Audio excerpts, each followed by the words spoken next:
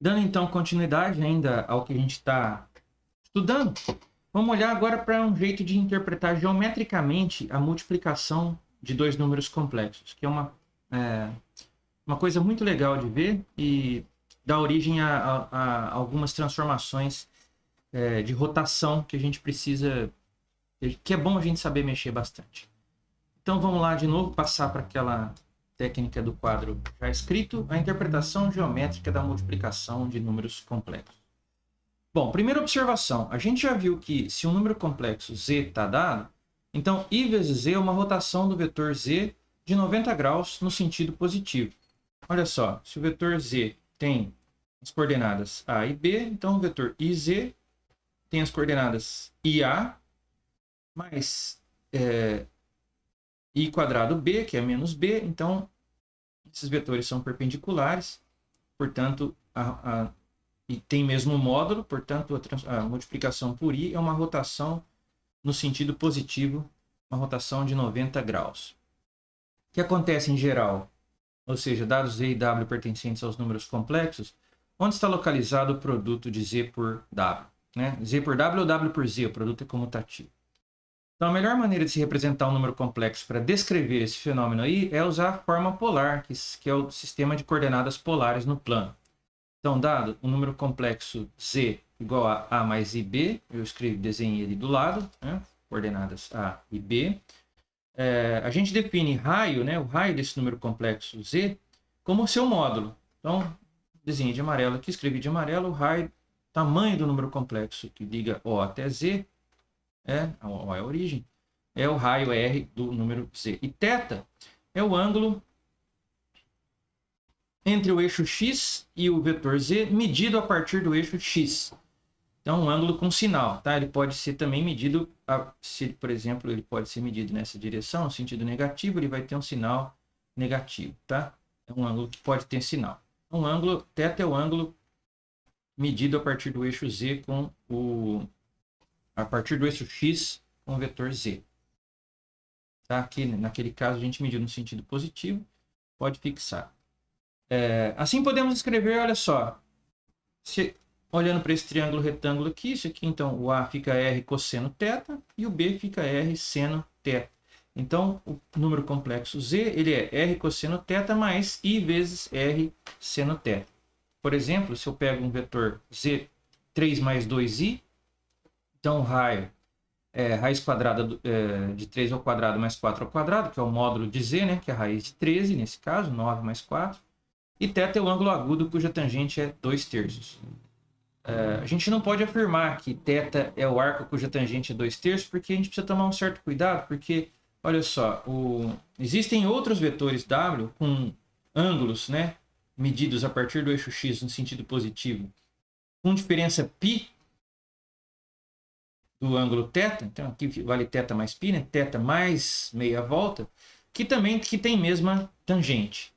Esses triângulos aqui, qualquer triângulo que você pensar aqui, ele é semelhante ao triângulo com ângulo θ lá, então esse ângulo aqui também vale θ, enfim, tá? Então eles têm a mesma tangente.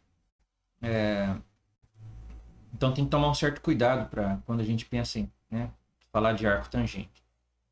O ângulo θ, então, tem que estudar caso a caso. O ângulo θ associado dessa maneira ao número complexo z, ele é chamado de argumento de z. Então z, θ é o argumento de z. Então, olha só, primeira observação. Se θ, um argumento número completo, ele pode ser vários, ele tem vários, né, ângulos associados a ele. Um número complexo tem vários ângulos associados a ele, medidos a partir do eixo x no sentido positivo. Aqui eu desenho dois, olha só. O θ de amarelo e o θ mais uma volta inteira, que é o θ mais 2π de azul.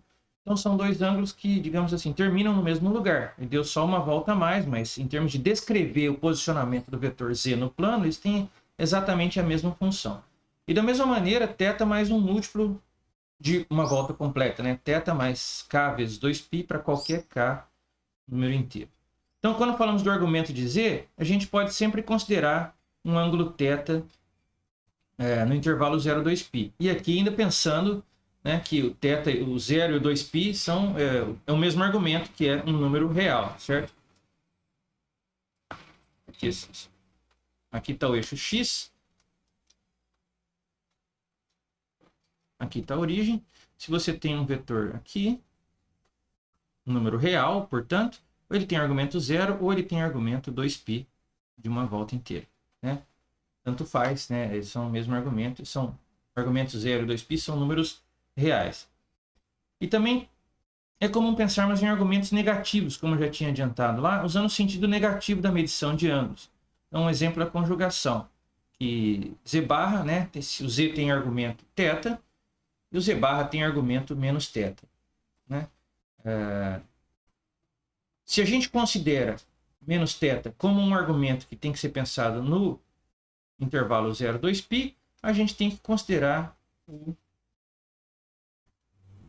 2π menos θ. Certo? E se a gente considera, se no caso z igual a 0, no caso, vou fazer uma emenda aqui. No caso z igual a 0, a gente fala que o argumento de z não está definido. Tá? Em coordenadas polares, o número desenhar aqui do lado, tá? Coordenadas polares, o vetor nulo, né? Ele tem, posso até desenhar, posso melhorar aqui. O z igual a 0, ele está associado. Primeiro, o raio é 0, o módulo do número complexo 0 é 0, tá? Então isso aqui já caracteriza por completo o fato do número complexo ser zero. E o argumento de z não está definido. Então vamos a um exemplo. O exemplo é z igual a 2 mais i, eu desenhei por aqui, e w igual a menos 4 menos 2i. O w é alinhado com z, né? Menos 2z, né? W é menos 2z. Eles têm argumentos distintos, θ e φ, mais tangente de θ igual a tangente de φ, eu já tinha falado sobre isso. Então, embora tentador, a gente não pode escrever que o argumento do número complexo é o arco cuja tangente de B sobre A, né, das suas coordenadas lá, da razão entre suas coordenadas y e x, mas observar cada caso. Olha só, agora, cada ângulo ela define um número complexo de módulo 1, número complexo na circunferência S1. Olha só, você pega um ângulo entre 0 e 2π e olha para o vetor unitário que tem aquele ângulo medido a partir do eixo x. Olha só, o exemplo está aqui, né? Aqui tá, nós estamos aqui, essa circunferência é a circunferência unitária S1, então esse número aqui é o número 1, né? Esse vetor é o vetor 1. E você olha para o dado um ângulo θ, você olha para o vetor amarelo, dado por cosseno de θ mais i seno de θ, que nós vamos usar esta nomenclatura aqui, que é exponencial de i θ. Então, é uma nomenclatura que a gente está introduzindo aqui e que, de fato, depois vai ser a função exponencial complexa, quando a gente estudar a função exponencial lá em variável complexa. Não é o caso de a gente fazer isso agora. O que eu quero só é introduzir uma notação. E por que que essa notação tem uma notação exponencial? Nós vamos ver daqui a pouco, tá? Então, lembrando, então, o que significa dizer e elevado a i θ? Significa um número complexo unitário de módulo 1, né? Cosseno θ mais i seno θ. Então, a presença da notação da base e da notação exponencial ainda será justificada. Então, e a menos i θ, a gente está querendo dizer que significa exponencial de i menos θ. Então, né, a gente pode pensar, aqui está o 0, aqui está o 1, aqui está o menos θ, esse vetor é o e menos i θ. Ainda unitário, né, de modo 1. Então, olha só, um número complexo z, que era lá em coordenadas polares, né, raio e ângulo, né, raio argumento, r cosseno θ mais ir seno θ. Posso colocar o r em evidência, fica cosseno θ mais i seno θ, que eu já chamei de exponencial de i θ. Então, um número z admite essa forma, que a gente chama forma polar de escrita, que depende do raio e do argumento. Não depende, então, né? Quer dizer, tem uma relação com as coordenadas real e imaginária, mas agora a gente está pensando em coordenadas polares, que são raio e argumento. Então, essa é a forma polar de Z. Veja. Z difere do vetor 1. Primeiro, eu giro até o E aí θ, e depois eu multiplico por R, pelo número real R. Nesse caso, nesse exemplo, o R é um número maior que 1 porque espichou, aumentou o tamanho do vetor E elevado a I θ. Então, Z é o R elevado a I θ. Estamos prontos para interpretar geometricamente, então. Bom, vamos primeiro passo considerar dois números complexos unitários, lá na circunferência unitária de módulo 1, né? Então, digamos que Z igual a exponencial de I θ e W exponencial de I φ. Outro argumento. Então, aqui, ó, eu desenhei o Z e o W, então, veja, de branco. Então, a partir do desenho branco, que é do 0 até 1, para fixar aqui a circunferência unitária, o Z, que é exponencial de I θ, então o argumento do Z é o θ, e o W exponencial de I φ, então o argumento do W é o φ. E aí, olha para o produto ZW. ZW, né, o Z é cosseno de θ mais I seno θ vezes W. Então, eu escrevo, distribuo, fica cosseno de θ W mais seno de θ vezes IW. Então, veja, eu estou escrevendo o ZW como uma combinação linear dos vetores W e IW. O W já estava desenhado aí. E o IW, como a gente viu no começo, é uma rotação do vetor W em 90 graus. Então, é como se a gente tivesse eixos, né, dados pelos vetores unitários W e IW, e escrevesse o ZW como cosseno θ no primeiro eixo e seno θ no segundo eixo. Então, o que significa que o ZW, o ângulo entre W e ZW, a partir de W, no sentido positivo, é θ. Exatamente, porque só assim que ele projetaria cosseno θ vezes W e seno θ vezes IW. O que significa que, veja, então o ZW, qual que é o argumento do ZW? O argumento que começa do 1 e vai, primeiro anda φ e depois anda mais θ. Então, ZW, ele é o número complexo unitário de argumento θ mais φ. Eu ando θ e depois eu ando φ. Ou seja, quando eu multiplico Z por W, né, E elevado a I θ por E elevado a I φ, dá E elevado a I θ mais φ, o que justifica, né, essa né, produto de potências de mesma base da a exponencial, cujo expoente é a soma dos expoentes anteriores, que é a propriedade exponencial, então justifica plenamente a notação que a gente usou. Então, para o caso, isso dá uma interpretação geométrica poderosa, certo? Para o caso geral, vamos escrever então o Z igual a R vezes E elevado a I θ e o W igual a S vezes E elevado a I φ. Então, o raio de Z é R e o raio de W é S. O argumento de Z é θ, o argumento de W é φ. Aí dá para fazer a conta, né? RS são números reais, então o produto deles dá RS, exponencial de Iθ, exponencial de Iφ, a gente já viu que dá exponencial de Iθ mais Φ. Então a gente faz essa figura aí para ilustrar a multiplicação de dois números complexos. Olha só, eu começo com a figura branca, que é o o Z e o W, né? Eu vou localizar o ZW. Primeiro, eu tenho que somar os argumentos, entendeu? Então, eu tenho que pegar daqui para cá, o W para o ZW andar θ. A gente já viu isso aí que acontece. Então, o RS, o ZW, está no argumento φ mais θ. Primeiro eu vou até φ, depois eu ando θ. E o raio é RS. Então, a multiplicação dos dois raios. Então, nesse caso, por exemplo, S é maior que 1, porque ele está espichando o tamanho de R, né? Por exemplo. Pode até usar que o R também é maior que 1. O R é maior que 1 porque eu desenhei o 1 aqui. Então, o R é maior que 1. Note que os triângulos de vértices O1 e Z e OW e ZW, né? O1 e Z e OW e ZW são semelhantes, né? Porque R está para 1, assim como o RS está para S. E o ângulo é igual. Eles são semelhantes, então é uma interpretação também do produto. Como exemplo, vamos estabelecer um critério para saber se um dado triângulo é ou não equilátero. Olha só, isso aqui também é um exemplo que vai facilitar muito a gente fazer os exercícios, tá? Que é olhar para um número complexo unitário como uma rotação. Seja w igual a exponencial de i a 2π sobre 3. Então, 2π sobre 3 é 120 graus. Então, o w, que é exponencial de i 2π sobre 3, é este vetor aqui na circunferência unitária S1.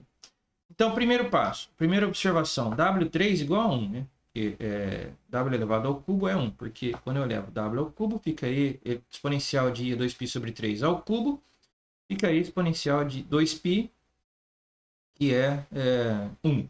Um outro jeito de você pensar nisso é escrever W igual a cosseno de 120 mais I seno de 120, multiplicar por W de novo, para ver que a conta dá 1. Eu não vou fazer isso aqui não, tá? Segundo passo, segunda observação. 1 mais W ao quadrado dá 0.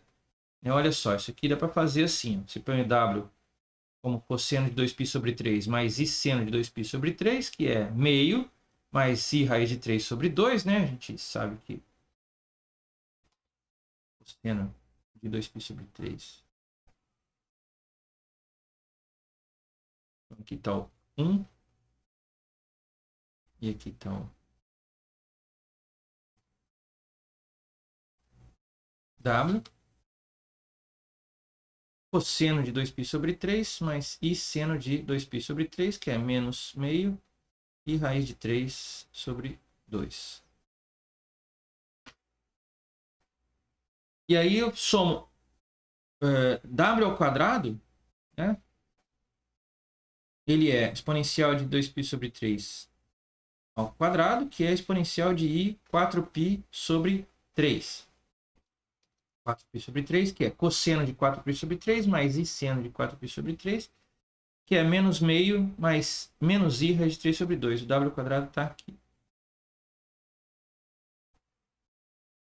A soma deles dá menos 1. Porque cancela o menos I raiz de 3 sobre 2 com o I raiz de 3 sobre 2. Então dá menos meio, menos meio. E aí, a hora que eu somo 1, dá 0. Também já estão dois fatos, tá certo? Olha só. Primeiro, W ao cubo igual a 1. Segundo, 1 mais W ao quadrado igual a 0. Esse é o... Então, W, a gente pode falar que é uma raiz cúbica da unidade, né? Porque ele elevado ao cubo dá 1. E como um desafio aí, será que tem mais alguma raiz cúbica da unidade? Bom, também sabemos que a multiplicação por W é uma rotação de 2π sobre 3, né? Porque, veja, quando você multiplica dois números complexos, você multiplica os raios e soma os argumentos. Então, como W é um número complexo unitário de argumento 2π sobre 3, qual é o efeito que ele vai fazer no número complexo Z? Né? Você pega o número complexo, você tem o 0, aqui você tem o Z. Quando você multiplica Z por W, você vai estar simplesmente girando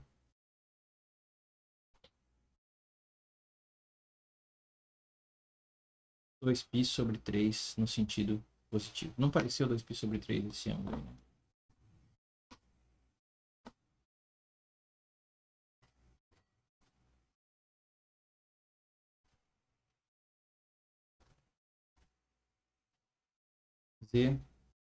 ZW ou WZ. Tanto faz. Então, vamos pensar se um triângulo ABC é equilátero. Então, parte do triângulo ABC, considera o vetor B menos A, o número complexo B menos A, que significa o vetor que começa em A e termina em B. E olha para a rotação de 120 graus dele, 2π sobre 3, que é W vezes ele. Já que W, né, é uma rotação de 120 graus. Então, esse ponto aqui é o W vezes B menos A. O vetor que vai de A até... na verdade, esse vetor aqui é o W vezes o vetor AB, que é o W vezes B menos A. Bom, então, ABC é equilátero, somente... veja, implica que o ângulo BAC é π sobre 3 e também implica que os lados são iguais. B menos A igual a C menos A em módulo.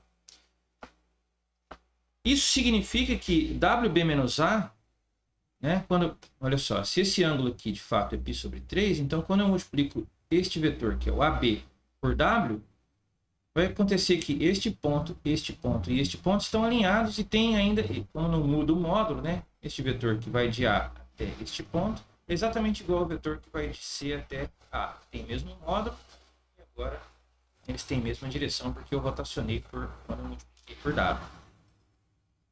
Então, WB menos A é exatamente A menos C. Começa em C e termina em A. Daqui para cá é igual daqui para cá.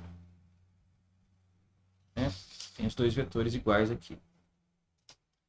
Aí, olha só. Distribuindo fica WB menos WA menos A mais C. Então, agora eu coloco o A em evidência, fica WB menos 1 mais WA, né? Porque você tem menos W aqui, menos 1 daqui, e o mais C igual a 0. E aí, organizando, veja só, o 1 mais W, menos 1 mais W, a partir do que a gente já tinha concluído lá, que 1 mais W ao quadrado é 0, 1 mais W é menos W ao quadrado. Então, quando eu troco o sinal, isso aqui ficou W ao quadrado. Então, isso aqui ficou C mais WB mais W ao quadrado A igual a 0, que é o que a gente queria mostrar, que a gente teria uma relação para demonstrar quando um triângulo é equilátero. Então, se um triângulo é equilátero, acontece isso. E se essa relação vale, eu posso trocar W ao quadrado por menos 1 mais W. Também posso, né, agora de azul aqui, setinha, também posso rearrumar essa conta dessa maneira, que é colocar o B menos A em evidência aqui, W, passar o A menos C para o outro lado. Mas se isso aqui é verdade, se esses vetores, né, são iguais, né, que é o W vezes B menos A, que é o AB girado 2π sobre 3 para o sentido positivo, e o CA, né, se eles são iguais, então eles têm módulos iguais, e é porque esse ângulo aqui era π sobre 3. Porque eles são iguais, eles são paralelos. Portanto, o triângulo ABC é equilátero. Então, o triângulo ABC é equilátero, se e somente se essa relação vale. Se eu fizesse o mesmo raciocínio para os outros vértices, eu teria uma dessas três relações, que são essencialmente a mesma, né? Ou C mais WB mais W ao quadrado A, ou A mais WC mais W ao quadrado B, ou B mais WA mais W ao quadrado C igual a 0.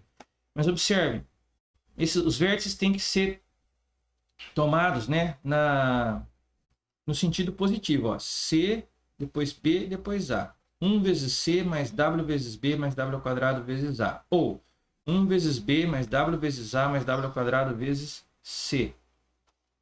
1 vezes B mais W vezes A mais W ao quadrado vezes C. Ou 1 vezes A mais W vezes C mais W ao quadrado vezes B. 1 vezes A mais W vezes C mais W ao quadrado B.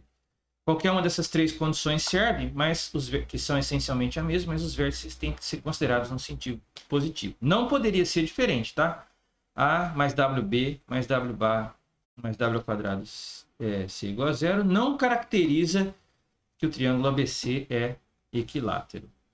Então é isso. Com essa caracterização de triângulos equiláteros, a gente termina aí pelo menos uma introdução à geometria a partir dos números complexos.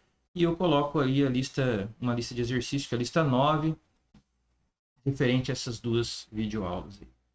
Muito obrigado por todos e a gente continua se falando.